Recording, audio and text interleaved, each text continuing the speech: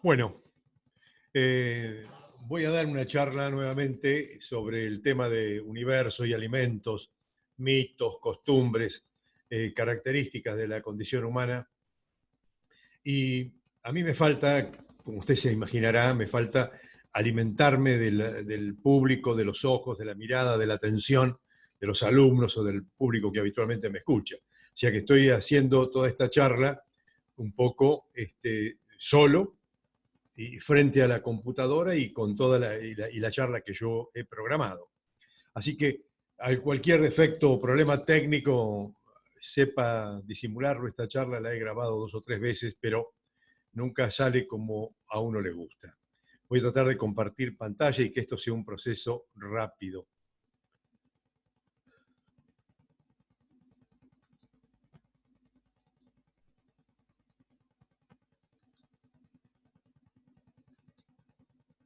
Bueno, sí, ya estamos con esta diapositiva.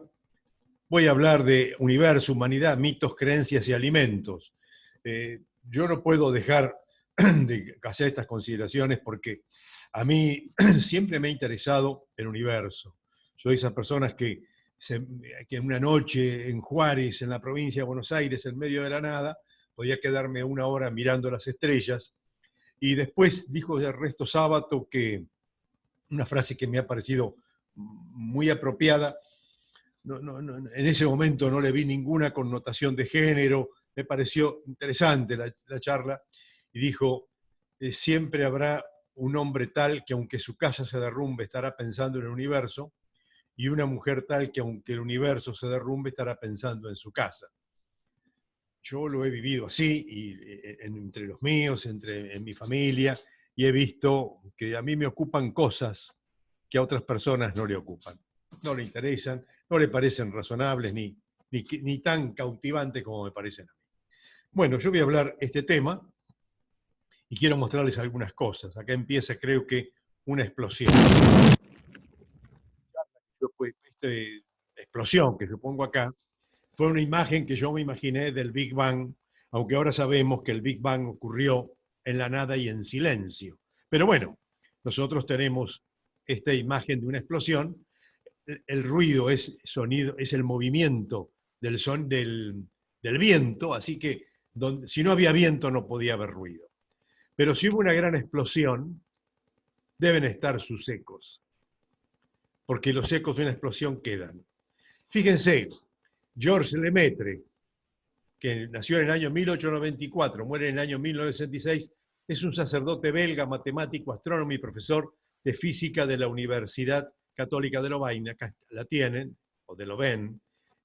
Fue el primer académico conocido en proponer la teoría de la expansión del universo, en el año 1925. Y él habló de un átomo primigenio que se expandió o de un huevo cósmico que se expandió, 1925. Pero 2 años después, Edwin Hubble tiene otra teoría.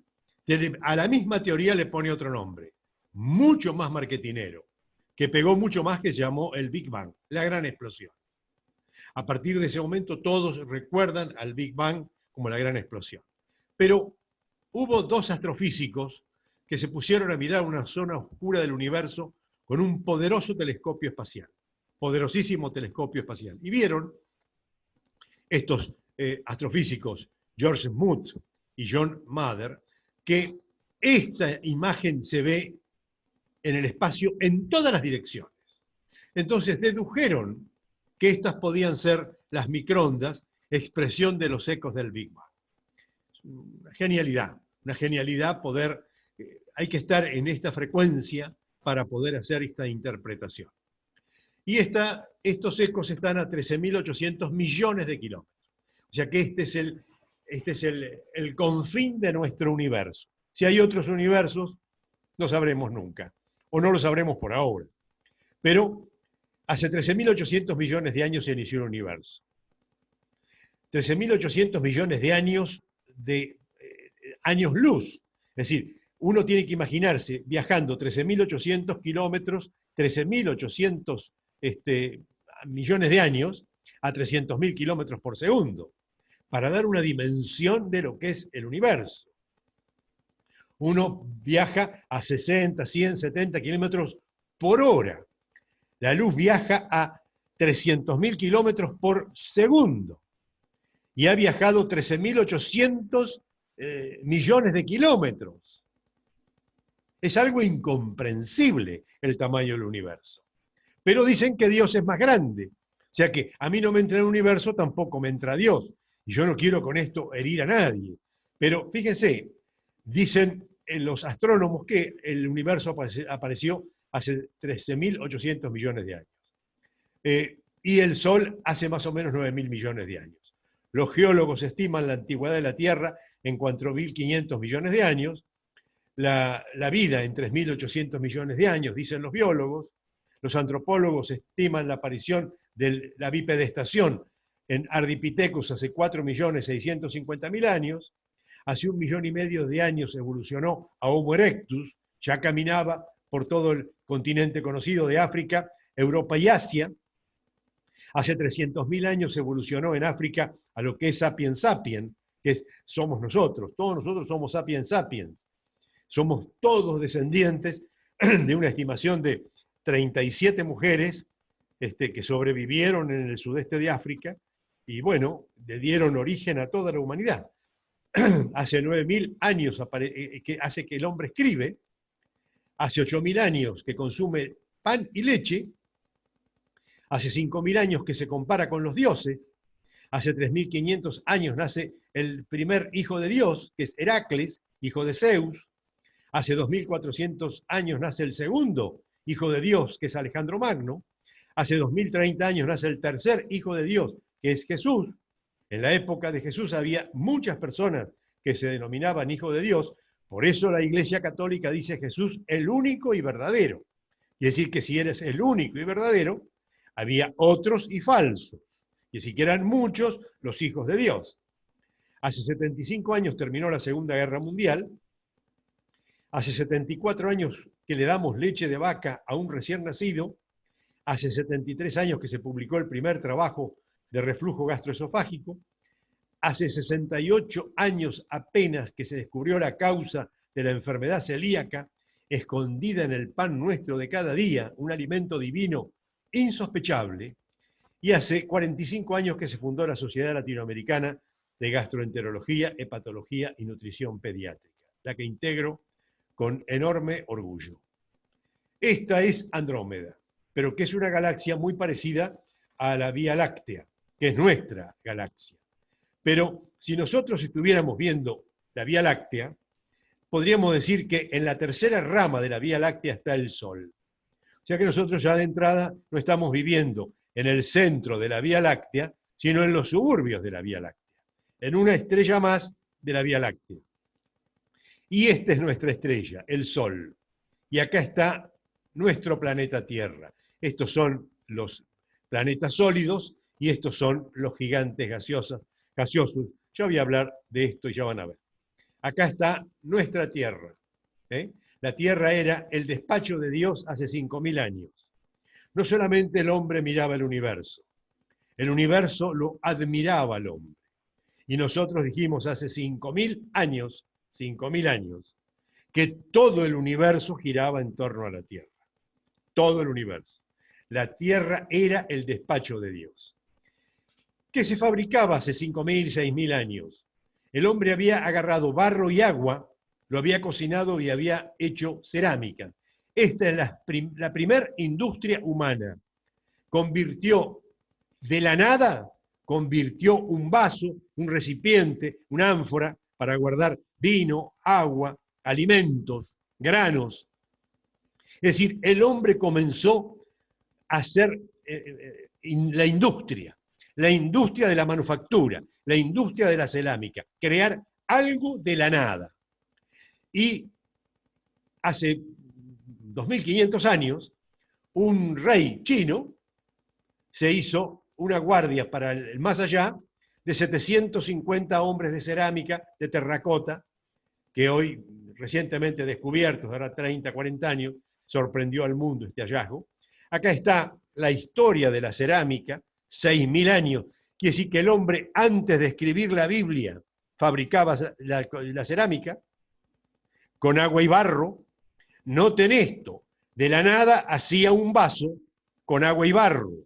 Luego va a ser de la nada un hombre con agua y barro.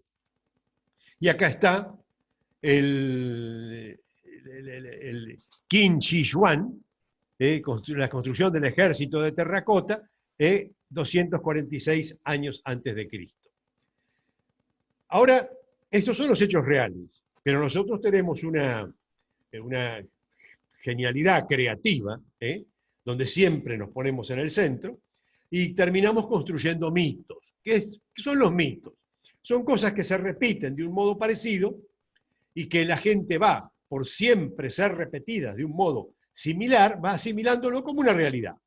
Y dice acá, son historias fabulosas de tradición oral que explica por medio de la narración las acciones de seres que encarnan de forma simbólica fuerzas de la naturaleza y aspectos de la condición humana.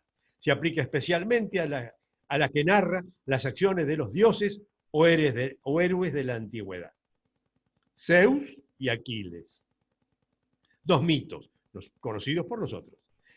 También la historia imaginaria que altera las verdaderas cualidades de una persona o de una cosa y le da más valor del que tiene en realidad. También aparece acá lo que se conoce como el mito urbano.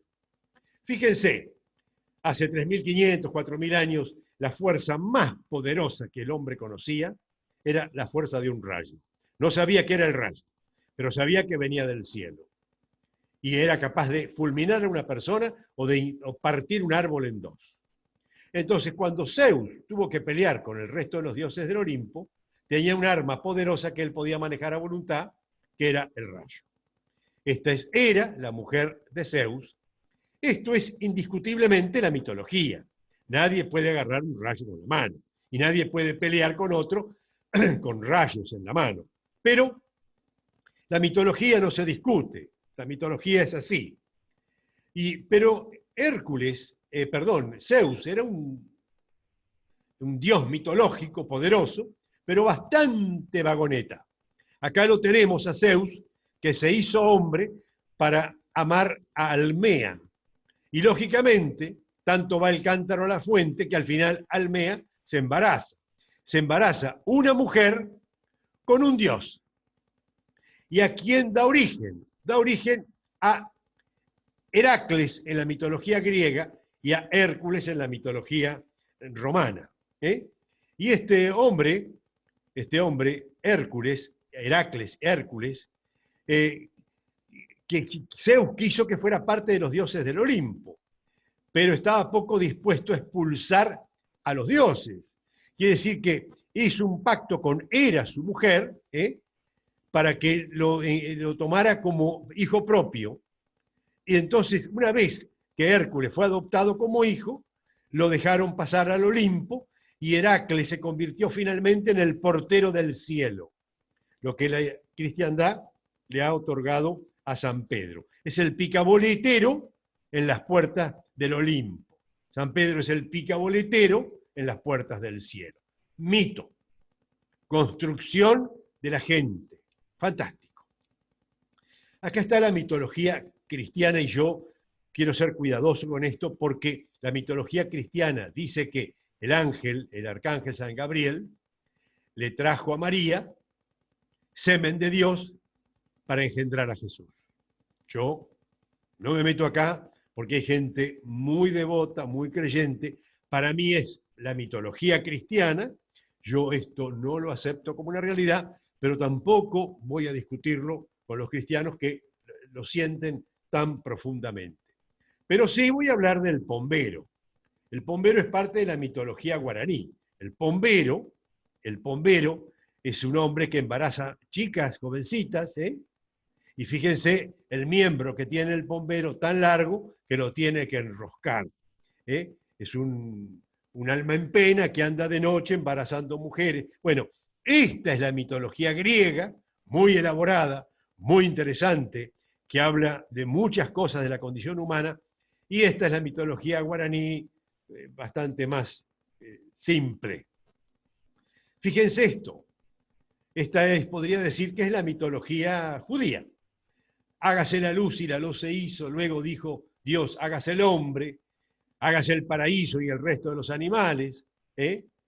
Después acá aparece Eva, Eva en la visión de Miguel Ángel. Eva con un brazo musculoso, con pectorales, más que pechos parecen pectorales, con espalda poderosa, cuádriceps y tríceps de enorme tamaño, en una postura comprometedora. Y acá está Eva tentando al pobre Adán para que coma del fruto del saber. Yo no sé por qué se establece que Dios le había impuesto que no comiera frutos del saber.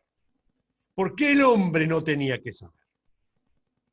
Esto es parte de la mitología que sería interesante analizar. Pero Adán pecó, comió la fruta del árbol del saber y Dios, como ustedes ven, le sacó la tarjeta roja, lo expulsó del paraíso y acá se va Eva, acá soberbia, genial, hermosa, y acá agachada, pecadora, en la visión de Miguel Ángel.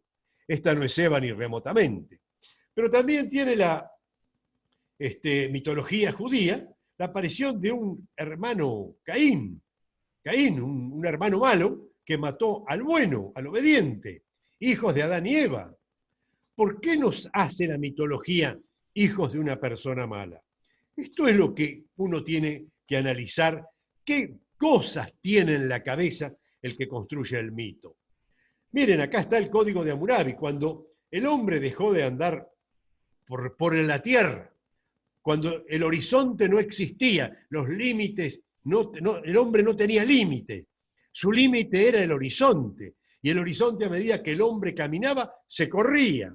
Quiere decir que en grupos de a 30, 40 personas, el hombre caminaba por todas partes, se encontraba a lo mejor con otro grupo nómade, entonces hacían intercambios de cueros, granos, lanzas y mujeres, porque ya en esa época existía el tabú del incesto, entonces no estaba bien visto que los padres tuvieran sexo con sus hijas. Entonces cuando encontraban otro grupo nómade de 30, 40 hombres, hacían cambios de todas las cosas que tenían, entre esas las cosas que tenían eran las hijas.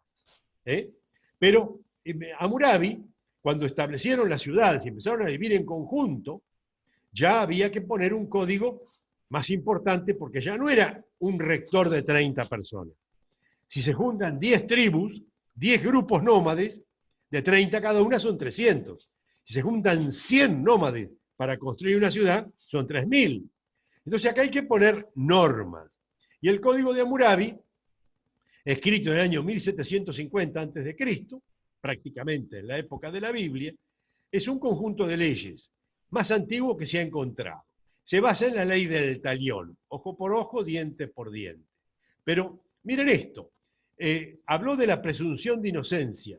Dice acá, se basa en la aplicación de la ley y es también uno de los más tempranos ejemplos del principio de presunción de inocencia, pues sugiere que el acusado o el acusador tienen que aportar pruebas. Si un señor aparece en un proceso con un falso testimonio, es decir, un mentiroso, y no puede probar la palabra que ha dicho, si el proceso es un proceso capital, tal señor será castigado con la muerte. Nunca más el mentiroso podrá sentarse ante los jueces porque está muerto. En esa época el mentiroso moría.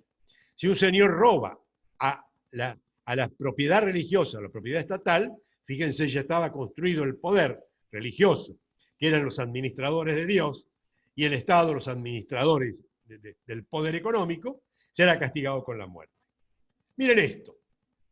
Esto es muy interesante. Esto es la Biblia. Hizo Dios que el Mar Rojo se retirase, relata la Biblia, con un recio viento oriental que duró toda la noche, lo que pudo haber producido una bajamar. Nosotros en el Río de la Plata vemos cuando baja mucho el Río de la Plata y uno puede adentrarse 3, 4 cuadras, 5, 10 cuadras, pero si llegara a ser una bajamar enorme, capaz que uno puede llegar a Uruguay caminando. Acá está, digamos, la mitología después hizo que esto fuera un ángel que dividió las aguas para que pudiera pasar Moisés. Cuando Moisés se va, cuando llega ya al desierto, a la península de Arabia, y se adentra en la península de Arabia, Bueno, se encuentra con que va a buscar un poco de norma porque él ya veía que había un poco de fiestas, jolgorio, había un descontrol. Entonces sube a hacer, a pensar cómo arreglaba esto. Moisés es un hombre muy inteligente, pero además muy ejecutivo, y era un militar. Era un militar, un sabio militar que condujo un pueblo digamos, de la esclavitud a la libertad, a la tierra prometida. Moisés bajó del monte con normas, pero se fue a ver, pero al ver una fiesta negra, porque hacían fiesta negra, oír el jolgorio y ver que habían inventado un dios muy común en Egipto, arrojó las tablas y los mandamientos, rompió todo, se calentó Moisés y acá se pudrió todo. Vuelve al monte y baja con las tablas.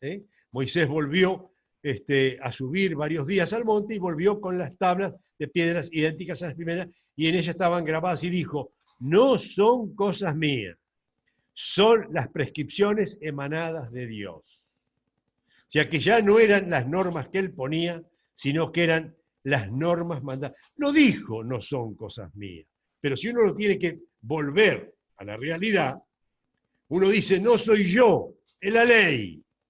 Entonces, Moisés dijo, no son cosas mías, es la ley de Dios. Y además habría agregado, si hubiera aparecido hoy, si no te gusta, anda a cantarle, y nosotros le diríamos, anda a cantarle a Gardel. Son cosas de la ley de Dios. Esta es una versión libre de cómo uno construye los mitos. Pero los mitos tienen una enorme sabiduría porque se repiten, se interpretan, se analizan. Entonces yo he leído este libro que recomiendo, La sabiduría de los mitos, de Luc Ferry. He leído este libro, Filosofía para mentes jóvenes, Aprender a vivir. Aprender a vivir, después de leer este libro, interpreté filosóficamente lo que yo tengo como fin de mi vida. Yo soy de las personas que sienten que cuando me muera, deseo para mí que la oscuridad sea profunda, el tiempo infinito y el silencio total. Yo no estoy haciendo nada para disfrutar en ningún otro lugar nada de nada. Yo quiero que el fin sea el fin. Entonces, todo lo que tengo que hacer, lo tengo que hacer en esta vida. No dejo nada para la otra. Y no hago nada para ganarme otra vida eterna. No quiero. No quiero. Libro que aconsejo leer, porque este hombre dio los fundamentos de lo que yo he sentido siempre. Fernando Savater, que explica hoy los mandamientos. Esto hay que leerlo porque es un filósofo, un pensador, y un libro que les encargo que lo lean, les pido, es vean cómo se hace la construcción de Dios, que son las formas elementales de la vida religiosa, y por qué esto ocurre cuando la gente se reúne. Porque una sola persona en una isla no tiene Dios. Tienen Dios los grupos que se reúnen en multitudes, porque cuando uno obra en multitud y ora en multitud, hay emociones. Esto se ve perfectamente en los festivales de música. Los griegos pusieron racionalidad en esto. Acá están los pensadores. Acá hay un dato interesante para que usted lo sepa. A los filósofos se les decía ricos de espíritu. A los filósofos y a los sofistas. Y a los analfabetos se les decía pobres de espíritu, porque no tenían conocimiento. Eran pobres de espíritu. Acá tenemos el inventor del alma, Platón, que le dijo a Aristóteles, el alma humana es el principio divino e inmortal que nos faculta para el conocimiento y la vida buena. Y Aristóteles le dijo, parala, Platón, la única verdad es la realidad. Fíjense que Platón señala el cielo como que en el cielo tenemos un yo perfecto, que es el alma inmortal, y Platón le dijo, lo que hay está acá en la tierra, Platón. Basta de pavada. Demócrito dijo que estamos construidos, dijo Demócrito, yo digo que estamos construidos por partículas indivisibles que él denominó átomos. Los griegos pusieron racionalidad en la concepción de la vida. Les voy a mostrar la tierra, el despacho de Dios, la tierra, en relación con el universo. Fíjense nuestra vanidad. Esta es una imagen material de nuestra vanidad. Acá está la Tierra junto a Marte, Venus, Mercurio y Plutón. Acá está la Tierra, el despacho de Dios, junto a Urano, Neptuno, Saturno y Júpiter. Acá está el tamaño del despacho de Dios junto a Júpiter y junto al Sol. Vean el tamaño del Sol. Acá está el tamaño del Sol al lado de la estrella Arturo. Acá, ese puntito imperceptible es Júpiter. El despacho de Dios es invisible. Acá está Antares y acá está la estrella Arturo. Acá el puntito invisible es el Sol. Acá no se ve Júpiter y la Tierra no existe. Sin embargo, nosotros hemos dicho durante muchísimos años que la Tierra es el despacho de Dios. Esto es una prueba tangible de nuestra inmensa vanidad. Dijo Giordano Bruno, que nace en Nápoles el 9 de febrero de 1548, que fue astrónomo, filósofo, teólogo, matemático y poeta. Dijo, el Sol es una estrella más en el universo y debe haber infinitos soles, y agregó, debe haber también infinitas tierras. Muere en Roma el 17 de febrero del año 1600, a los 52 años, fue quemado vivo en una hoguera por orden de Clemente VIII, este papa gordo, ignorante, que administraba a la Iglesia Católica, que hablaba del amor al prójimo como a uno mismo. Lo quemó a Giordano Bruno en la hoguera. Hoy, acá dice, 12 del 10 del 2020, descubren 24 exoplanetas para habitar que serían mejor que la Tierra. Pero ya hay miles de exoplanetas. Esto fue publicado muy recientemente en la revista Astrobiology. La Tierra, nuestra nave en el cosmos. Fíjense en la historia de la vida en la Tierra. Esta línea color fucsia, color rosa, que ustedes ven, rosa intenso, habla de más de 3.000 millones de años. Es el origen de la célula. Y acá ven cómo la vida aparece en todo este territorio hasta que llega al momento actual. Esto podrían ser formas elementales como de vida, como la giardia, por ejemplo. Es un parásito intestinal muy elemental que tendría 2.000 millones de años. Fíjense el tiempo que vivieron los dinosaurios y no queda un solo dinosaurio más. Solamente las gallinas quedan como dinosaurios. 160 millones de años. Ningún dinosaurio dijo que había sido hecho a imagen y semejanza de Dios. Acá aparece el primate que caminó erguido, 5 millones de años, Ardipithecus. Esta es la historia de Homo, 1 millón de años. Y esta es la historia de Sapiens sapiens. Acá hay 300.000 años. Acá no me entra con un punto el momento en que el hombre comenzó a escribir. No me entra, no hay una figura, un tamaño para que esto figure. Acá les voy a mostrar quién es Ida, el primer primate completo que se encontró petrificado en la laguna de Messel, el eslabón perdido. Pero les voy a mostrar, antes de avanzar con Ida, les voy a mostrar otra relación, tratando de entender y explicar la vanidad del hombre. Si 1 milímetro equivale a un año, 1 milímetro equivale a un año, mi última nieta nació hace 1 milímetro. La patria nació hace 21 centímetros. La Biblia se escribió hace 4 metros. El trigo se sembró hace 7,5 metros. Los dioses nacen hace 10 metros. Sapiens sapiens evolucionó hace 300 metros. Los primates aparecieron hace 80 kilómetros. La vida celular apareció hace 3.000 kilómetros. El universo nació hace 13.700 kilómetros y hace 14.000 metros no había nada, absolutamente nada. Fíjense, cuando aparecen los dinosaurios aparecen hace 300 kilómetros y la Biblia se escribió hace 10 metros. Por eso pongo este diapositivo. Un diálogo imposible entre un dinosaurio. Mamá, ¿Dios existe? Y la madre le dice, todavía no, hijo.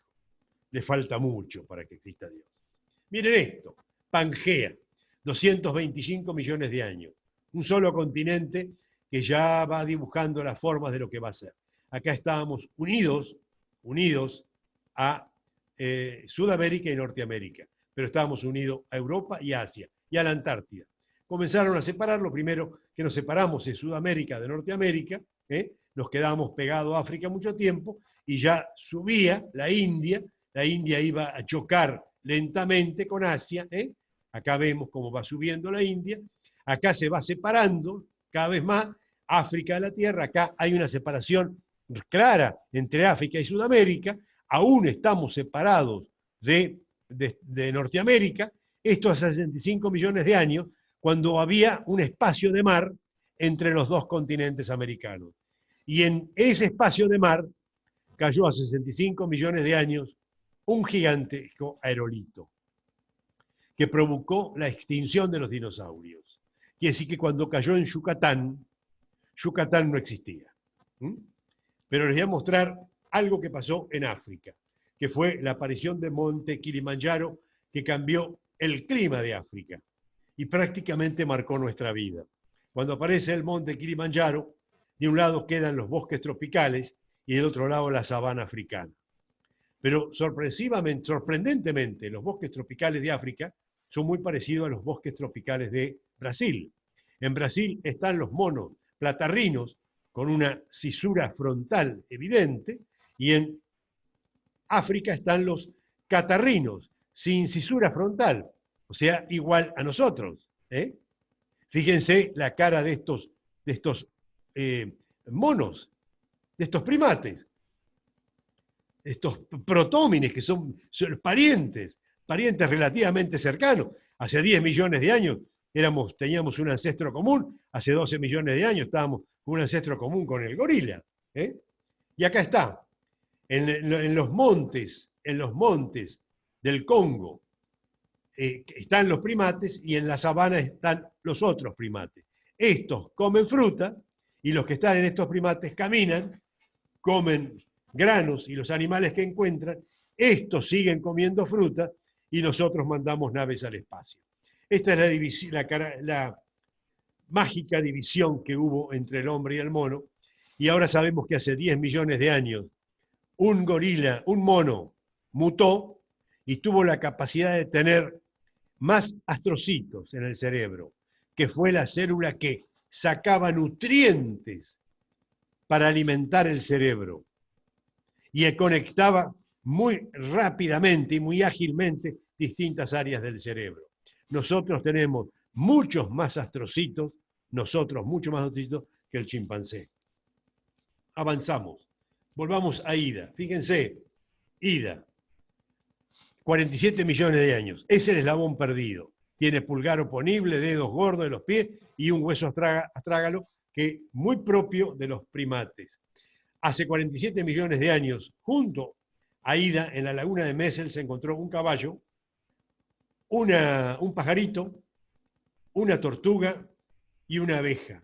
Quiere decir que todos estos animales tienen como nosotros, o tal vez más, 47 millones de años. Acá está, voy a mostrar rápidamente la historia de la humanidad, refiriéndome a este pedacito. Yo voy a tomar acá nada más que este pedacito, y acá lo tienen. Es este pedacito.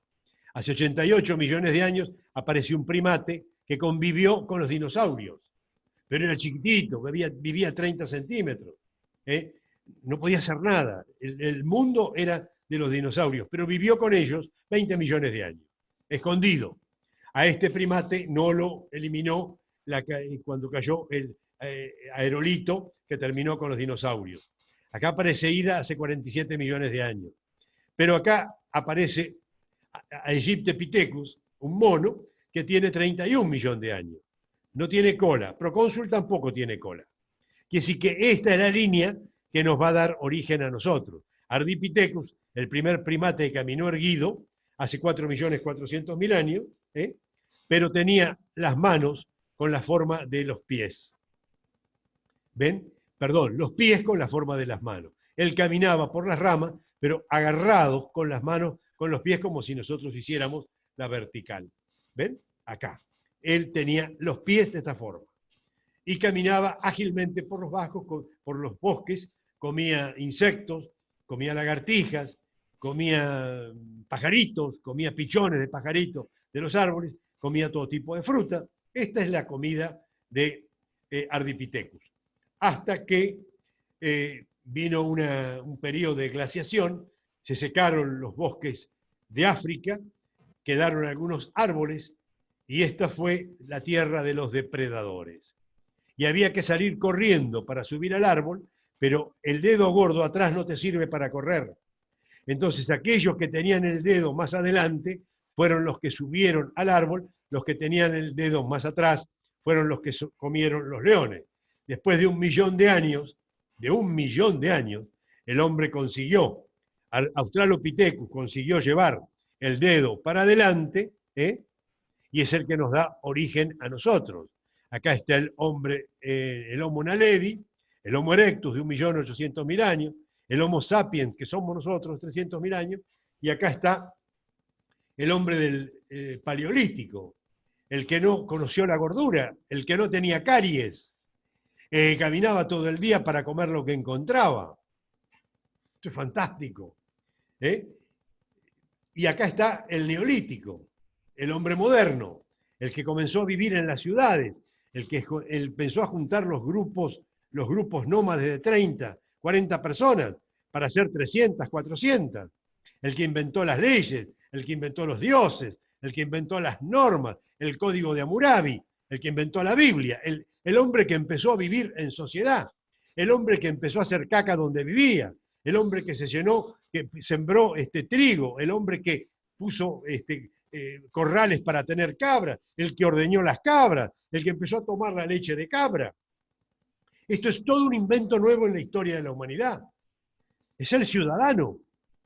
Acá cuando una peste agarraba a este grupo de 30 personas y morían la mitad, morían 15.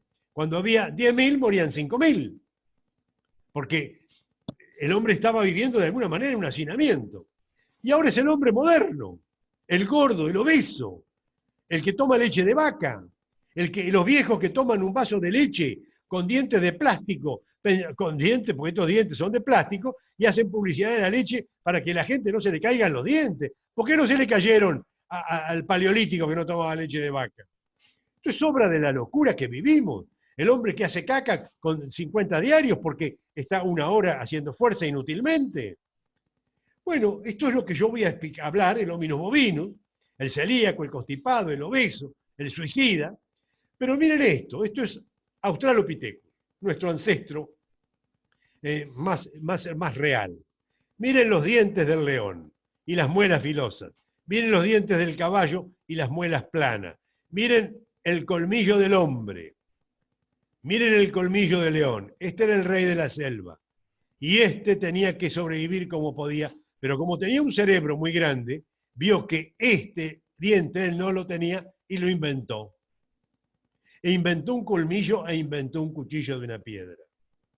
¿Ven? Esto es la genialidad del hombre. Acá está el colmillo del león, con sus muelas filosas, igual a la del perro, el colmillo del caballo, los dientes del caballo, con las muelas para triturar el pasto, y acá está la boca del hombre, con un pequeño colmillo, que no puede enfrentar a este.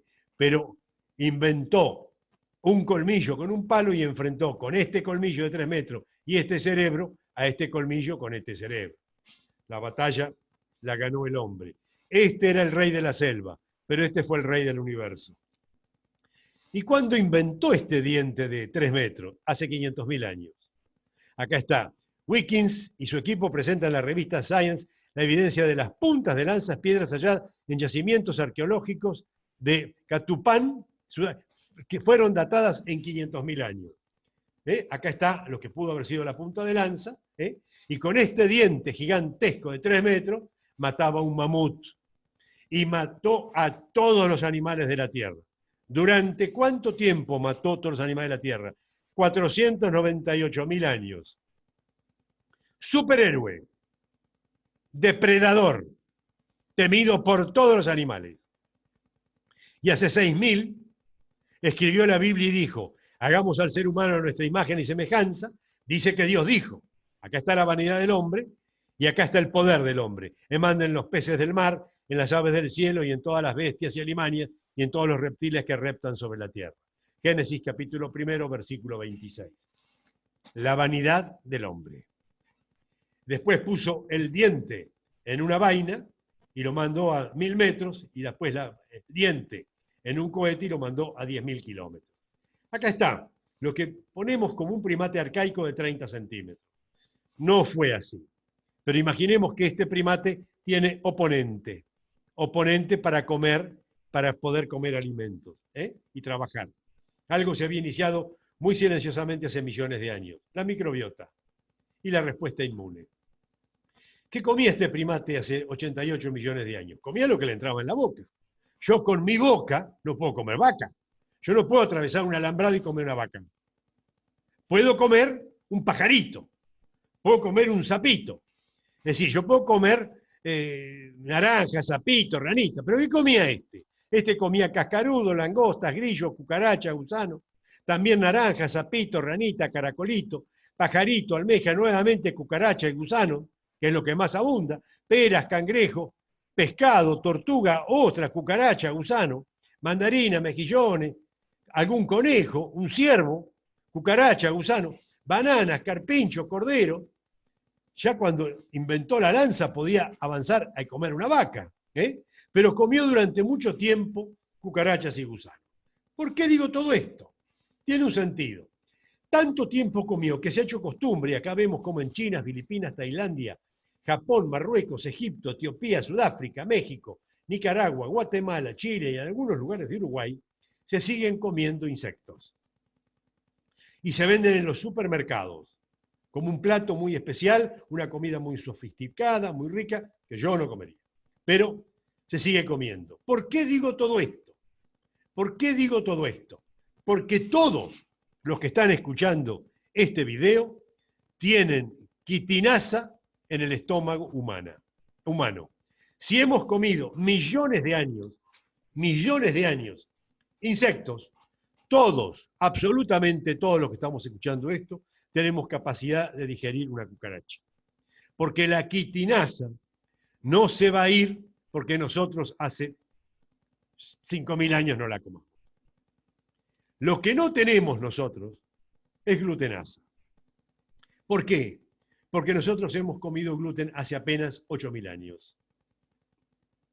Para la historia de la humanidad, 8.000 años es muy poco.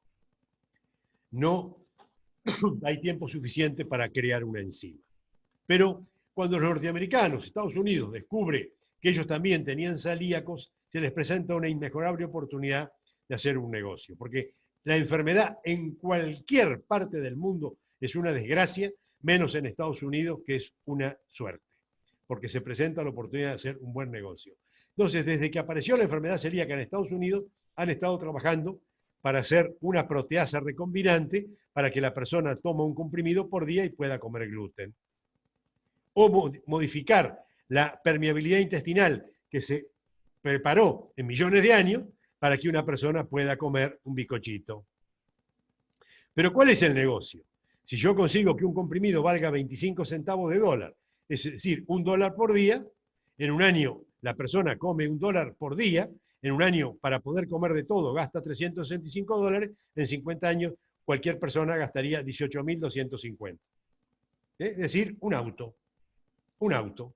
Si yo soy dueño de un laboratorio y consigo que 10 personas me tomen este comprimido, yo estoy ganando $182.500.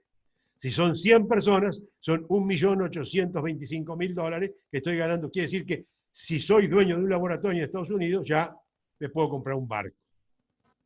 Por eso en Estados Unidos la enfermedad es un negocio. ¿Cuál es el mejor invento de la medicina? Créanme que es el mejor invento de la medicina. El colon irritable. Dícese de una víscera hueca con problemas de conducta. Perdónenme el estupor, yo sé que esto lo van a escuchar gastroenterólogos, amigos míos, lo van a escuchar gastroenterólogos pediatras, Pero yo he visto personas irritables, hombres irritables, mujeres irritables, viejos irritables, he visto perros irritables, caballos irritables, animales irritables. Lo que nunca he visto es un colon con problema de conducta. Esto es una fantasía humana. Esto es un disparate. Es un disparate únicamente comparable a la vesícula perezosa. Yo conozco gente perezosa, pero la vesícula con problemas, con pereza, no. Estos son diagnósticos que ponen problemas de conducta a las vísceras y para sorpresa de todos, tienen una enorme aceptación. No se sabe qué es el colon irritable, no se sabe qué es la vesícula perezosa, pero se hace ese diagnóstico. Definición: el síndrome de intestino irritable es un trastorno intestinal funcional en el que aparece dolor o molestias abdominales asociado con la defecación y o cambios de los hábitos intestinales. La sensación de malestar, distensión, trastornos de la defecación son características que se presentan frecuentemente. Epidemiología. Se suele observar en mujeres jóvenes, aunque se ha visto también en niñas de educación primaria, secundaria, terciaria, universitaria, adultas mayores, ancianas, sabias o analfabetas. La padecen también el hombre joven o viejo, se ha visto también en los niños, se da preferentemente en primavera, aunque ha visto muchos casos en verano, invierno, otoño, suele afectar en personas que trabajan a la mañana, aunque se ha visto también que afecta el horario vespertino y nocturno. También se ha observado este cuadro en vacaciones, sean estas en el propio país o en el extranjero. Continuamos con el colon irritable. Afecta preferentemente a empleadas o empleados públicos, aunque se ha visto también en médicas, enfermeras, abogadas, juezas, instrumentistas, odontólogas, psicólogas, psiquiatras, ingenieras, arquitectas, también en plomeros, carpinteros, electricistas, mecánicos de auto, odontólogos y buzos. No ha sido descripta en astronauta. Bueno, puede estar en la cápsula y eliminar gases porque tenés un colon con problema de conducta. Los astronautas no tienen esta patología.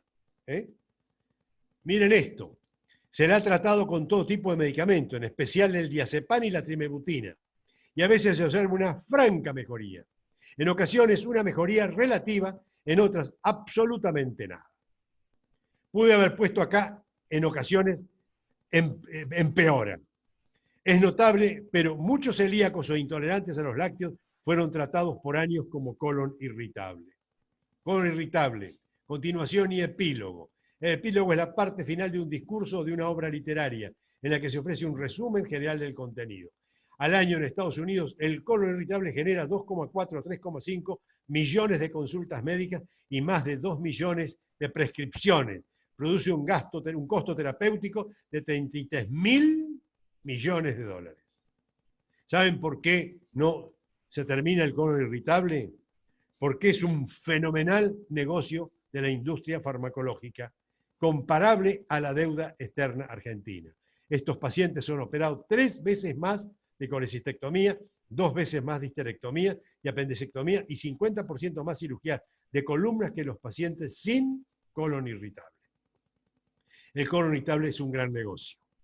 Coman frutas, verduras, caminen, eliminen gases y hagan caca y se les va a terminar este problema. Acá está Katalyuyuki, la primera ciudad que no tenía puertas, no hay puertas, se entraba y se salía por los techos, así encontró el hombre la forma de vivir con seguridad. Y acá están los restos de esta ciudad. Fantástico. Esta ciudad aparece en este lugar. Pero este diapositivo, acá está Katalyuyuki, este diapositivo data que el hombre está comiendo hace 8.000 años trigo, hace 4.300 años arroz y hace más o menos 5.000 años maíz. Acá Willy Wendrich encontró a 40 kilómetros del Cairo un asentamiento donde se veían granos de trigo cocinados. Quiere decir que los egipcios hace 7.000 años ya tenían trigo. Cuando abundaron los alimentos y los residuos de los alimentos, se nos pegaron 2 animales, el perro y las palomas. Estos 2 animales son alimentados por el hombre. Si hay palomas, hay hombre. Si hay perro, hay hombre. Miren esto. Acá está un egipcio ordeñando una vaca. Acá hay un pobre ternero que engaña a la vaca, la vaca cree que el ternero está tomando él, tenemos acá una persona que está sacando la leche de vaca. Esto es algo nuevo, como dijimos, apenas 8.000 años, así que tenemos poca probabilidad de estar en condiciones de digerir la leche de vaca.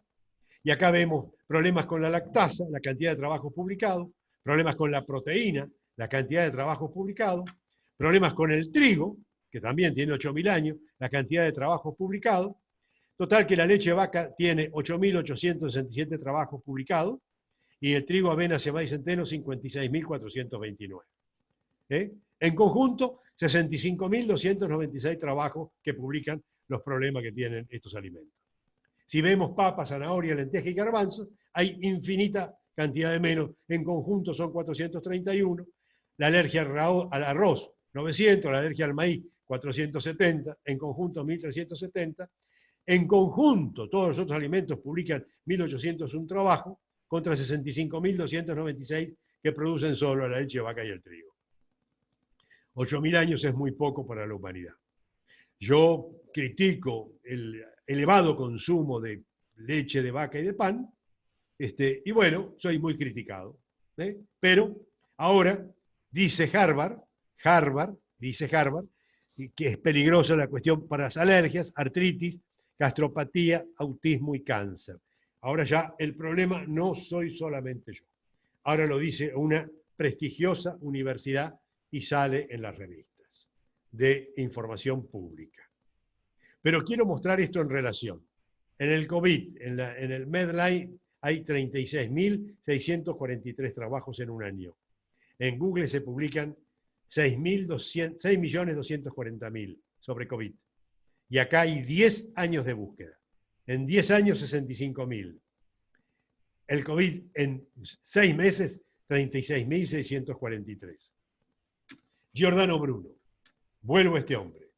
Nace en el año 1548 en Italia. Dijo que había infinitos soles e infinitos mundos.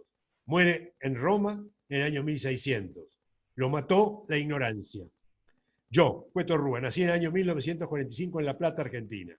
Digo que las harinas, la leche, el yogur, los postrecitos, los jugos, las gaseosas, los chisitos, los palitos, las papitas son una basura nutricional. Digo que no son vitales ni necesarios, más aún son altamente perjudiciales. ¿Me van a llevar a la hoguera? ¿Me van a llevar a la hoguera? No contesto correo, no contesto WhatsApp, pero sí contesto correo.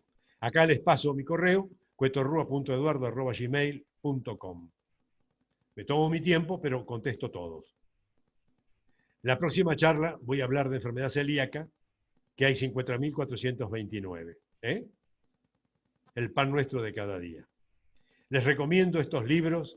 Si ustedes leen estos libros, nosotros podemos tomar un café y tener una sobremesa formidable. Porque entonces van a ver que todo lo que yo digo está fundamentado en un montón de lecturas.